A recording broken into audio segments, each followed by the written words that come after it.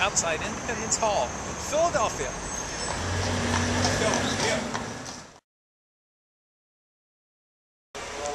The Liberty Bell. And there's the crack in the Liberty Bell. Ready to go on the Duck 48 tour of Philadelphia. Head out on the Delaware River. Got my ticket. Ready to go.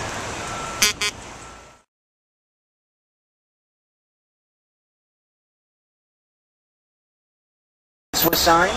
That's where 12 of the 13 states ratified the Constitution. Would anybody know what the 13th state was? The one that took, well, I think they took 2 full years, didn't they? Rhode Island.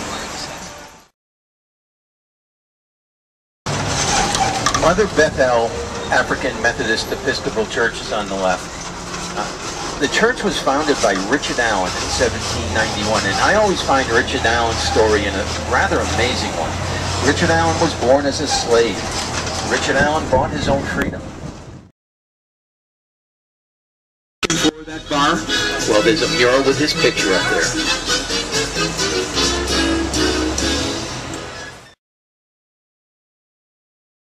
And that battleship, it's the Battleship New Jersey. That is the largest battleship ever built for the United States Navy. You know, it's the largest by 6 inches. It's 6 inches larger than all the other J-class battleships. It served in 4 wars, starting with World War II, then Korea, Vietnam, and most recently the Gulf War.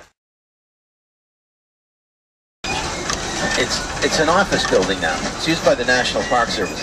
But that was the site of the first stock market here in the United States.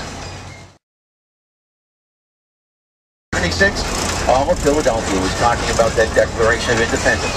So on July 8th, Colonel John Nixon brought it out here and he read it to the crowd that had gathered. They got very excited. They got so excited, well, they went back into Independence Hall, tore down the King's coat of arms, brought it back out here to the park, and they burnt it. Revolution.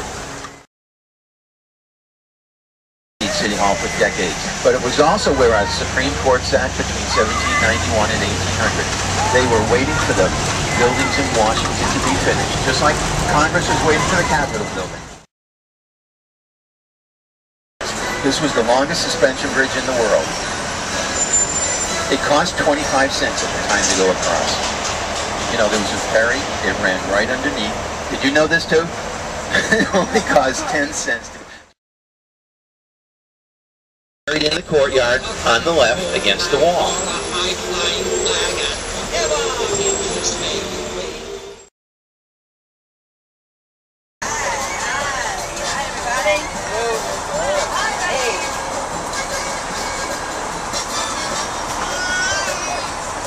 Well, folks, I'm about ready to go on the water. You guys ready? Let's go.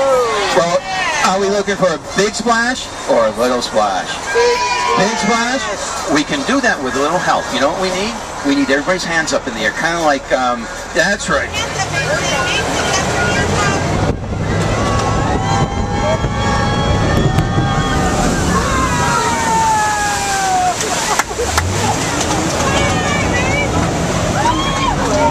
Well, welcome to the Delaware River, everybody.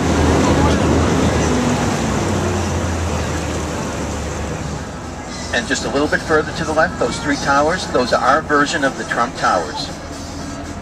Mr. Trump is involved with them some way, and, you know, he was trying to get a license to operate the Sugar House Casino, which is just to the right of those towers, the low green building.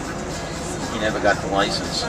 He went on to his next adventure, and that was down in Virginia, where he bought a vineyard. It's called Trump Vineyard.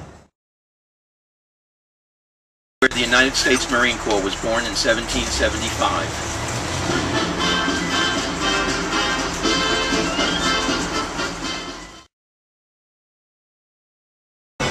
Somebody was going to build a cable car system across to Camden, New Jersey.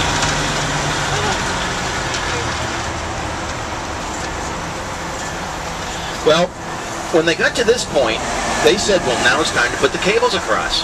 So let's back up for just one moment. The bridge over here is 147 feet off the water, give or take a couple inches there. This thing isn't even close to 147 feet off the water. Ships coming upriver expecting to get under the bridge. Well, they might have been able to get under the bridge, but they'd never get under the cables that were here. So the project kind of stopped right where it was at that point. This concrete thing being too expensive to tear down, It became the world's most expensive sign holder. When that was built in the 1770s, that was the tallest man-made structure in not the United States, in North America. It was so tall, or you could see it for miles. And ship captains used to use it as a navigation aid. It helped them to find where Philadelphia was. There's an entranceway. There's a man walking out right now.